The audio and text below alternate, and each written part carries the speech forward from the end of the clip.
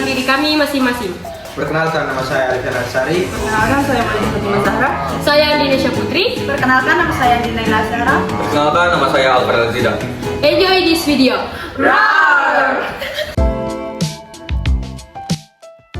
Pertumbuhan dan perkembangan tumbuhan dipengaruhi oleh dua faktor. Yang pertama yaitu faktor eksternal dan yang kedua adalah faktor internal.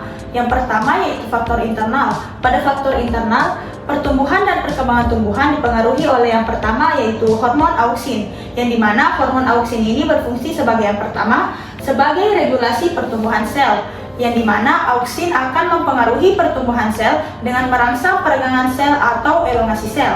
Auksin ini membantu tumbuhan tumbuh menjadi lebih tinggi dan lebih panjang dengan meningkatkan ukuran sel.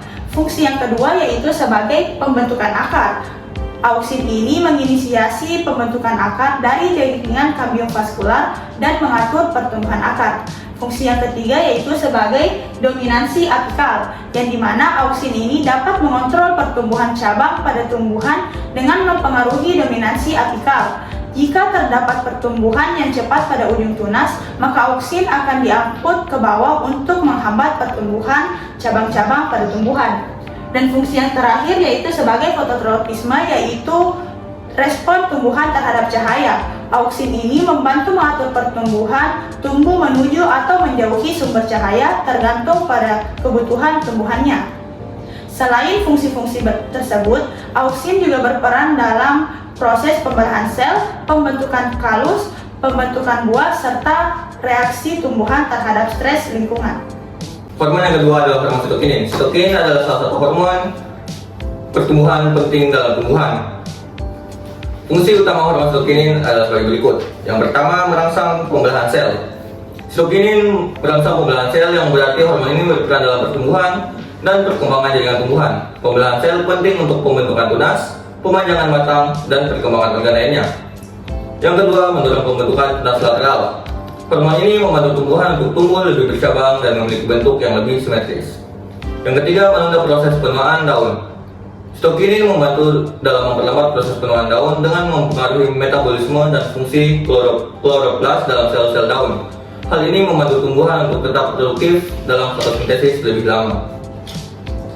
Nah, hormon selanjutnya yaitu hormon giberelin. Nah, fungsi yang pertama hormon giberelin ini merangsang pemanjangan sel atau elongasi pada batang tanaman. Hal ini memungkinkan tumbuhan untuk tumbuh lebih tinggi, mencapai cahaya yang lebih banyak untuk melakukan fotosintesis. Nah, fungsi yang kedua itu mempromosikan perkecambahan biji. Nah, hormon giberelin berperan penting dalam menginduksi dan mempercepat proses perkecambahan biji. Hormon ini membantu mengaktifkan enzim yang memecah cadangan makanan di dalam biji menjadi nutrisi yang digunakan oleh bibit yang sedang tumbuh. Nah, fungsi yang ketiga yaitu mengatasi dormansi biji dan kuncup. Giberelin membantu mengatasi dormansi atau ketidakefektifan biji dan kuncup yang memungkinkan tumbuhan untuk tumbuh dan berkembang ketika kondisi lingkungan yang sesuai telah tercapai. Selanjutnya adalah gen. Adapun fungsi dari gen ini yaitu yang pertama sebagai pembentukan struktur. Genetik adalah faktor yang memainkan peran kunci penting dalam pembentukan struktur dasar tumbuhan. Gen-gen yang terdapat dalam DNA tumbuhan mengandung informasi yang mengatur bagaimana akar, batang, daun, bunga, dan buah terbentuk. Misalnya, gen-gen tertentu akan menginstruksikan sel-sel untuk berkembang menjadi akar yang berfungsi untuk menyerap air dan nutrisi dari tanah. Sedangkan gen-gen lainnya akan mengatur pembentukan bunga yang esensial dalam reproduksi tumbuhan. Adapun fungsi yang kedua yaitu sebagai pertumbuhan sel. Genetik memainkan peran kunci penting dalam mengatur pertumbuhan sel tumbuhan. Gen-gen DNA dalam tumbuhan akan menginstruksikan sel-sel tumbuhan untuk membelah dan berkembang menjadi sel-sel baru. Mekanisme ini penting untuk pembentukan jaringan dan organ baru saat tumbuhan tumbuh. Gen-gen yang terkait dengan pertumbuhan sel memicu proses seluler yang mengarah pada pertumbuhan ukuran dan jumlah sel, yang pada gilirannya memungkinkan tumbuhan tumbuh secara keseluruhan. Selanjutnya yaitu asam absisat. Asam absisat adalah hormon pertumbuhan pada tumbuhan yang berperan dalam mengatur berbagai respon terhadap stres dan pengaturan pertumbuhan. Berikut adalah beberapa fungsi utama asam absisat untuk tumbuhan. Yang pertama yaitu pengaturan penutupan stomata. Salah satu fungsi paling penting dari asam absisat adalah mengatur penutupan dan pembukaan stomata pada daun tumbuhan. Saat tumbuhan menghadapi kondisi kekeringan atau tekanan air yang rendah, produksi asam absisat meningkat dan menyebabkan stomata menutup untuk mengurangi penguapan air melalui proses transpirasi. Yang kedua, dormansi biji. Asam absisat berperan dalam mengatur dormansi biji, yaitu keadaan di mana biji tidak dapat berkecambah meskipun berada dalam lingkungan yang mendukung perkecambahan. Hormon ini menghambat proses perkecambahan sampai kondisi yang tepat, seperti kelembapan dan suhu yang sesuai. Hormon selanjutnya yaitu hormon etilen. Hormon etilen ini memiliki beberapa fungsi. Yang pertama, sebagai pematangan buah. Salah satu fungsi utama etilen adalah merangsang pematangan buah. Ketika buah matang, tumbuhan akan menghasilkan jumlah etilen yang lebih tinggi, yang akan mengkoordinasikan perubahan warna, tekstur, dan rasa buah. Yang kedua yaitu sebagai pengaturan pembungaan. Etilen dapat mempengaruhi pembungaan pada beberapa spesies tumbuhan. Etilen ini akan berkontribusi pada pengaturan pembentukan bunga dan pengaturan fase pembungaan. Fungsi yang terakhir yaitu sebagai pengaturan absisi daun dan buah. Etilen berperan dalam pengaturan proses absisi, yaitu pelepasan daun dan buah atau bagian lain dari tumbuhan. Etilen membantu tumbuhan mengatur saat-saat pelepasan bagian-bagian tertentu untuk mengoptimalkan pertumbuhan dan reproduksi. Nah, hormon yang terakhir yaitu hormon kalin. Secara umum, hormon kalin merupakan hormon yang merangsang pembentukan organ tubuh pada tumbuhan. Hormon kalin ini terletak di jaringan meristem tumbuhan. Di dalam tubuh tumbuhan, hormon kalin dibedakan menjadi 4 jenis, yaitu yang pertama, hormon rizokalin. Nah, pada rizokalin merujuk pada akar tumbuhan, sehingga hormon rizokalin ini berfungsi merangsang pembentukan akar. Dengan adanya hormon rizokalin, tumbuhan dapat mempercepat pertumbuhan akar primer dan akar sekundernya. Hormon rizokalin ini membantu akar pada tumbuhan semakin kuat sehingga bisa tumbuh, bisa berdiri tegak dan tidak mudah roboh. Yang kedua itu hormon kaulokalin. Nah, secara umum hormon kaulokalin ini berfungsi untuk merangsang pembentukan batang pada tumbuhan. Hormon kaulokalin inilah yang bisa membantu pertumbuhan batang agar proses penyaluran air dan unsur hara ke bagian daun berlangsung dengan lancar. Yang ketiga, hormon filokalin. Hormon filokalin merupakan hormon dari dalam tumbuhan yang berfungsi untuk merangsang pembentukan dari pertumbuhan daun. Dengan begitu, peran hormon filokalin ini sangat penting bagi tumbuhan. Sebab jika produksi hormon ini terganggu, maka akan berdampak pada proses fotosintesis tumbuhan. Yang keempat, hormon antokalin. Antokalin merupakan jenis hormon yang berfungsi sebagai merangsang proses pembentukan bunga. Pada tumbuhan, bunga merupakan organ generatif yang berfungsi untuk perkembangbiakan pada tumbuhan. Masing-masing bagian bunga punya peran bagi tumbuhan, terutama petik dan benang sari. Putik adalah alat perkembangbiakan betina dari tumbuhan, sedangkan benang sari merupakan alat kelamin jantan pada bunga. Dengan adanya hormon antokalin ini, secara tidak langsung dapat membantu tumbuhan melakukan proses perkembangbiakan dengan lancar. Faktor eksternal. Yang pertama, cahaya. Cahaya terbagi dua. Yang pertama, fotomorfogenesis. Fotomorfogenesis adalah istilah yang digunakan untuk menggambarkan perubahan struktur dan fisik tumbuhan sebagai respon terhadap cahaya. Ini mencakup perubahan morfologi, perkembangan organ, dan karakteristik fisik tumbuhan yang dipengaruhi oleh faktor cahaya. Contoh-contoh fotomorfogenesis meliputi: yang pertama, fototropisme. Fototropisme adalah pertumbuhan tunas tumbuhan menuju cahaya untuk memaksimalkan penyerapan energi matahari. Yang kedua, pembukaan dan penutupan stomata. Stomata adalah pori-pori di permukaan daun yang mengatur pertukaran gas dan penguapan air. Yang ketiga, pertumbuhan etiolasi. Ini adalah respon pertumbuhan yang terjadi ketika tumbuhan tumbuh dalam kondisi kurang cahaya, menyebabkan tunas tumbuh lebih panjang dan lemah. Yang kedua itu fotoperiodisme. Nah, fotoperiodisme adalah kemampuan tumbuhan untuk merespon perubahan panjang durasi cahaya dan cahaya gelap dalam periode waktu tertentu. Ini memungkinkan tumbuhan untuk mengatur proses penting seperti berbunga, berkecambahan biji, dan dormansi berdasarkan perubahan musiman dalam cahaya dan gelap. Nah, fotoperiodisme terdiri dari 3 kategori utama. Kategori yang pertama yaitu tumbuhan tidak fotoperiodik. Nah, tumbuhan ini tidak terpengaruh oleh panjang fotoperiode dan berbunga tidak bergantung pada durasi cahaya atau gelap.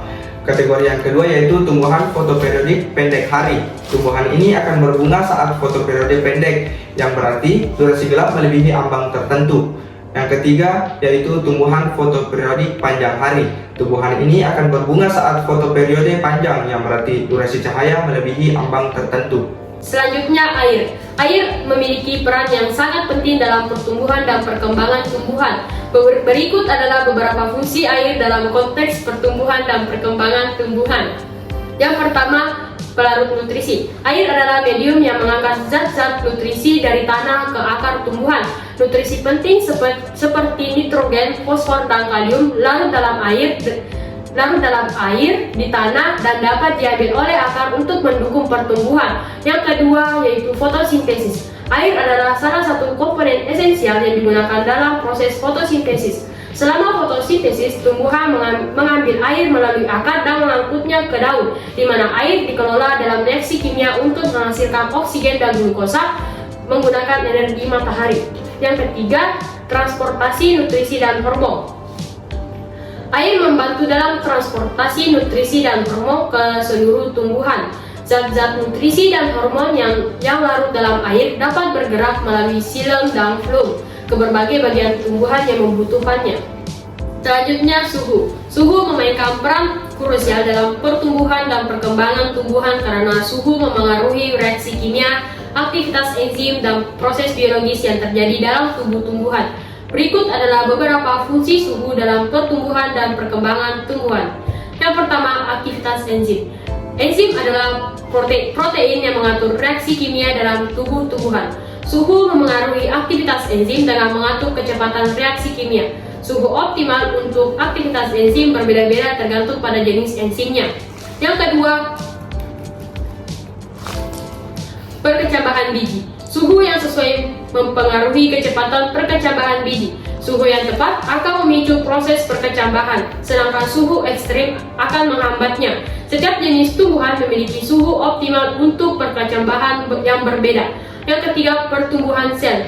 Suhu memengaruhi tingkat pembelahan sel dan pemanjangan sel. Suhu yang cocok mendukung pemanjangan sel dan pertumbuhan yang seimbang. Selanjutnya yaitu karbon dioksida dan oksigen. Karbon dioksida dan oksigen memiliki peran penting dalam pertumbuhan dan perkembangan tumbuhan melalui fotosintesis dan respirasi. Berikut adalah fungsi-fungsi utama gas CO2 dan O2 pada tumbuhan. Yang pertama yaitu CO2. CO2 adalah bahan mentah utama yang digunakan dalam proses fotosintesis. Tumbuhan mengambil CO2 dari atmosfer dan menggunakan energi matahari untuk mengubahnya menjadi glukosa dan oksigen. Glukosa adalah sumber utama energi untuk tumbuhan dan membantu dalam pembentukan struktur sel dan jaringan. Yang kedua yaitu oksigen. Tumbuhan juga melakukan respirasi, proses di mana oksigen digunakan untuk membakar glukosa dan menghasilkan energi. Ini mirip dengan proses respirasi pada makhluk hidup lain. Oksigen digunakan untuk menghasilkan ATP atau adenosin trifosfat yang merupakan bentuk energi yang digunakan oleh sel tumbuhan untuk melakukan berbagai aktivitas seluler. Selanjutnya yaitu kelembapan udara. Kelembapan udara atau kelembapan relatif udara memiliki peran penting dalam pertumbuhan dan perkembangan tumbuhan. Kelembapan udara mempengaruhi sejumlah proses fisiologis dan biokimia dalam tubuh tumbuhan. Berikut adalah beberapa fungsi kelembapan udara pada pertumbuhan dan perkembangan tumbuhan. Yang pertama yaitu transpirasi. Kelembapan udara mempengaruhi tingkat transpirasi, yaitu penguapan air dari permukaan daun.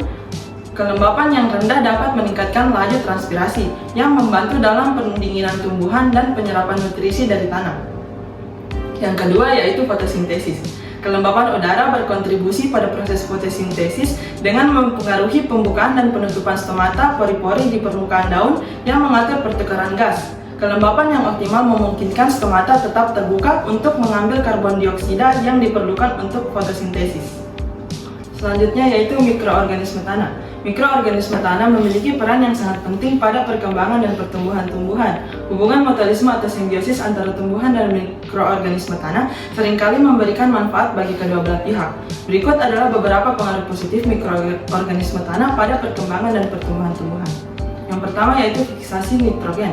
Bakteri, rhizobium, dan beberapa jenis bakteri lainnya dapat membentuk hubungan mutualisme dengan akar tumbuhan dagu. Bakteri ini tinggal dalam akar tumbuhan dan membentuk nodul-nodul akar yang kaya akan nitrogen. Mereka mampu mengambil nitrogen dari udara dan mengubahnya menjadi bentuk yang dapat digunakan oleh tumbuhan. Fiksasi nitrogen membantu memperkaya tanah dengan nitrogen dan meningkatkan pertumbuhan tanaman legum serta tanaman yang berdekatan. Yang kedua yaitu mikoriza. Hubungan simbiosis antara tumbuhan dan fungi mikoriza sangat umum di alam. Fungi mikoriza membentuk jaringan hifa yang menjangkau akar tumbuhan dan membantu dalam penyerapan air dan nutrisi dari tanah. Fungi mikoriza juga membantu tumbuhan mengatasi stres lingkungan seperti kekeringan dan kekurangan nutrisi. Faktor eksternal yang terakhir adalah nutrisi. Nutrisi terbagi menjadi dua, yaitu unsur makro dan unsur mikro. Unsur makro adalah nutrisi yang diperlukan dalam jumlah relatif lebih besar dalam komposisi tanaman. Berikut adalah unsur-unsur makro dan peran-perannya dalam pertumbuhan dan perkembangan tumbuhan. Yang pertama ada nitrogen. Nitrogen berfungsi sebagai komponen utama dalam asam amino, protein, dan nukleotida. Nitrogen juga penting untuk pembentukan klorofil, pigmen hijau yang penting untuk fotosintesis. Juga mendorong pertumbuhan daun, tunas, dan batang. Unsur yang kedua ada fosfor. Fosfor diperlukan dalam pembentukan asam nukleat dan molekul energi. Fosfor juga berperan dalam transfer energi dalam sel metabolisme karbohidrat. Fosfor mempengaruhi pertumbuhan akar, pembentukan biji, dan pembentukan akar lateral. Unsur yang ketiga adalah kalium. Kalium berfungsi untuk mengatur keseimbangan air dalam sel dan tekanan osmotik. Kalium berperan dalam aktivasi enzim dan regulasi pertumbuhan sel. Kalium juga mendukung perkembangan buah dan peningkatan resistensi terhadap penyakit. Yang kedua itu unsur mikro. Nah, unsur mikro atau juga dikenal sebagai mikronutrisi adalah nutrisi tanah yang diperlukan oleh tumbuhan dalam jumlah yang jauh lebih kecil dibandingkan dengan unsur makro, tetapi tetap sangat penting untuk pertumbuhan dan perkembangan tumbuhan. Adapun unsur-unsur mikro dan peran-perannya. Unsur yang pertama yaitu boron. Fungsi yang pertama yaitu untuk perkembangan ujung tunas dan pembentukan dinding sel. Fungsi yang kedua mempengaruhi pembentukan bunga, pembuahan, dan perkembangan biji. Fungsi yang ketiga diperlukan untuk perkembangan akar dan transportasi karbohidrat. Unsur yang kedua yaitu tembaga. Fungsi yang pertamanya yaitu terlibat dalam reaksi oksidasi reduksi dalam proses fotosintesis. Fungsi yang kedua berperan dalam sintesis klorofil dan pembentukan pigmen lainnya. Fungsi yang ketiga untuk pertumbuhan akar dan reproduksi. Unsur yang ketiga yaitu mangan. Fungsi yang pertamanya berperan dalam aktivitas enzim yang terlibat dalam fotosintesis dan nitrogen metabolisme. Fungsi yang kedua diperlukan untuk perkembangan akar dan metabolisme karbohidrat. Dan fungsi yang ketiga yaitu mempengaruhi pembentukan pigmen fotosintetik.